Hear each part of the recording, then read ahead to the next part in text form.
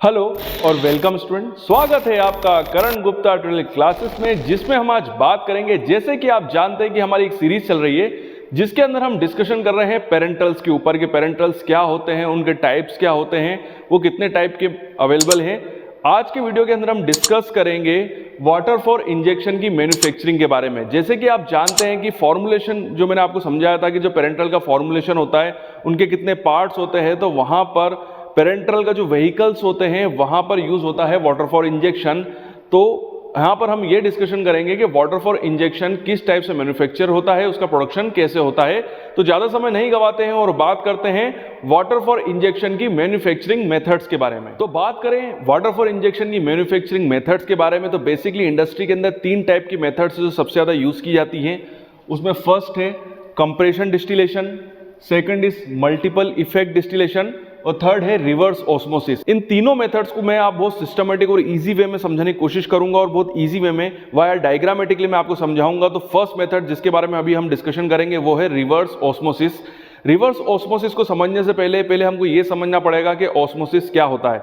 ठीक है, देखिए ऑस्मोसिस का मतलब ये होता है कि जैसे कि आपको ये एक दिख रहा है, ये एक ट्यूब है जो कि खोखली है और इस ट्यूब को मैंने डिवाइड किया है सेमी परमीबल मेम्ब्रेन से। याद रखिएगा, सेमी परमीबल मेम्ब्रेन से। ठीक है, अब यहां पर देखते हैं तो यहां पर एक लिक्विड है, देखिए लिक्विड है यहां पर,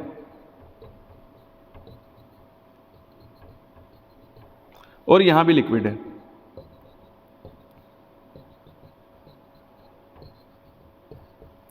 दोनों तरफ मैंने लिक्विड फिल कर दिए हैं। अब मैं क्या करूंगा कि दोनों तरफ मान लीजिए वाटर है और वाटर एज ए सॉल्वेंट है। ठीक है, अब मैं इधर भी वाटर भरा हुआ है एज ए सॉल्वेंट, इधर भी वाटर भरा हुआ है और ये सेमी परमीबल मेम्ब्रेन से डिवाइडेड है। अब मैं क्या करूंगा कि इस तरफ ऐड करूंगा शक्कर को, या कोई भी आप सोच सकते हैं कोई भी सोल्यूट जो है वो मैं यहां पर ऐड करता हूं। देखिए यहां पर मैं एक सोल्यूट ऐड करता हूं, ये सोल्यूट ऐड हो गया है। ठीक है, तो ये हो गया सॉल्यूशन ऐड। तो जैसे ही सॉल्वेंट के अंदर सॉल्यूट ऐड हुआ तो ये बन गया सॉल्यूशन। तो होगा ये कि यहां पर सॉल्यूट की कंसंट्रेशन ज्यादा हो गई है और यहां पर तो सॉल्यूट है ही नहीं, मतलब सॉल्यूट की कंसंट्रेशन यहां पर कम है। तो अब जो सॉल्यूशन होगा ना वो इक्विलिब्रियम, मतलब बराबरी की कंसंट्रेशन में आने की कोशिश करेगा, जिससे कि होगा ये कि सॉल्यूशन, यहां वाला जो सॉल्यूशन है वो इस तरफ मूव करेगा, मतलब कम कंसंट्रेशन से अधिक कंसंट्रेशन की ओर, मतलब सेमी परमीबल मेम्ब्रेन को क्रॉस करके हमारा जो इधर वाला सॉल्यूशन है वो इस तरफ जाने लगेगा, जिससे कि यहां पर सॉल्यूशन की कंसंट्रेशन कम होगी और यहां पर वॉल्यूम बढ़ना स्टार्ट हो जाएगा, क्योंकि ये वाला सॉल्यूशन अब इस तरफ मूव कर रहा है। ठीक है, तो इस प्रोसेस को बोला जाता है ऑस्मोसिस। जब कोई सॉल्यूशन कम कंसंट्रेशन से अधिक कंसंट्रेशन की तरफ मूव करता है वाया सेमी परमीबल मेम्ब्रेन, तो इस प्रोसेस को बोला जाता है ऑस्मोसिस।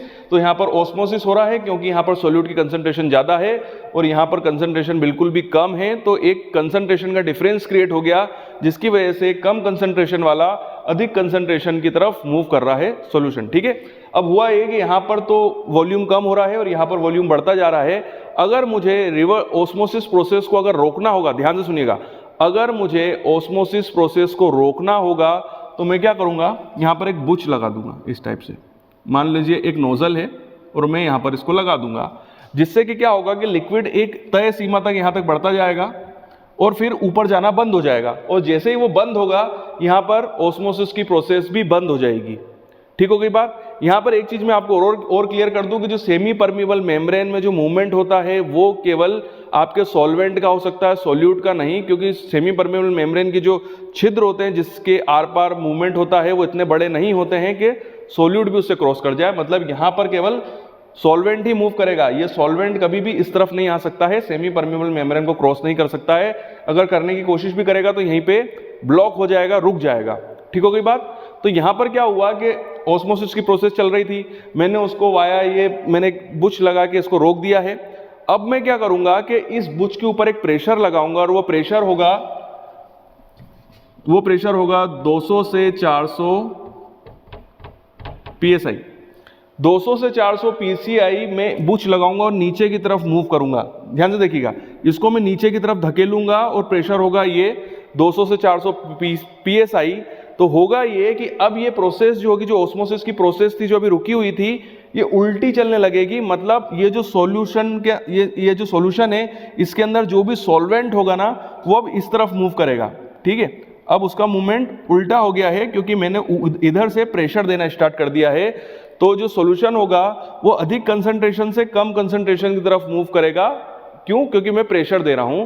तो होगा ये कि यहां पर केवल सोल्यूट रुक जाएगा, ठीक होगी बात, और यहां पर पूरा सॉल्वेंट आ जाएगा, मतलब पूरा पानी यहां आ जाएगा, और यहां जो भी सॉल्यूट है, चाहे नमक है, शक्कर है, उसके पार्टिकल यहीं रह जाएंगे और मुझे यहां पर प्योर सॉल्यूशन मिल जाएगा। तो इस टाइप की प्रोसेस को बोला जाता है रिवर्स ऑस्मोसिस, क्योंकि मैंने ऑस्मोसिस की प्रोसेस को रिवर्स कर दिया वाया प्रेशर, ठीक है।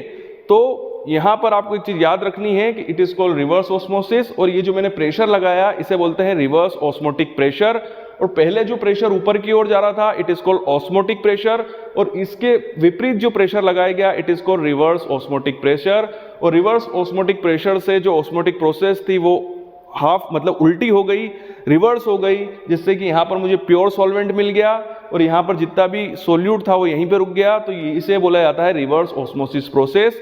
और इसी प्रोसेस के थ्रू हम प्योर वाटर फॉर इंजेक्शन, जो हमारा वाटर होता है उसको हम कलेक्ट करते हैं कि उसके अंदर जितनी भी इम्प्यूरिटी होती है वो यहीं पे सारी जमा हो जाती है, और जितना भी प्योर लिक्विड होता है या प्योर हमारा वाटर फॉर इंजेक्शन होता है वो हमको यहाँ पर कलेक्ट हो जाता है, जिसको हम as a water for injection use करते हैं। तो आप समझ गए होंगे कि रिवर्स ऑस्मोटिक प्रेशर क्या प्रोसेस होती है और रिवर्स ऑस्मोसिस क्या प्रोसेस होती है।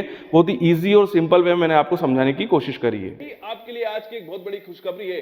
तो आज मैं मेरे सभी स्टूडेंट्स को जवाब देने के लिए मैंने एक ट्रिक निकाली, और उसको ये है कि मैं अब आने वाला हूं लाइव, और लाइव आके मैं आपसे सीधे इंटरेक्ट करूंगा और आपके क्वेश्चंस का जवाब दूंगा। अब आपके दिमाग में ये क्वेश्चन उठ रहा होगा कि सर लाइव आओगे कहां पर और कब आओगे? तो मैं आपको एक चीज बता दूं कि मैं लाइव आऊंगा मेरे फेसबुक पेज पे। मेरे फेसबुक पेज का नाम है प्रोफेसर करण अजय गुप्ता। उस पेज को आप फॉलो कर लीजिए। समय, टाइम, जो जगह, वो सब मैं बताऊंगा उस फेसबुक पेज पे। और मैं आपको बताना चाहता हूं कि जल्द ही मैं फेसबुक लाइव पे आने वाला हूं। सर लिंक तो बता दो। तो लिंक नीचे डिस्क्रिप्शन बॉक्स में है, मेरे पेज का लिंक नीचे डिस्क्रिप्शन बॉक्स में है, वहां से आप मेरे फेसबुक पेज पे जा सकते हैं और मुझे फॉलो कर लीजिए। और एक मिनट और, अगली मुलाकात होती है फेसबुक पेज पे।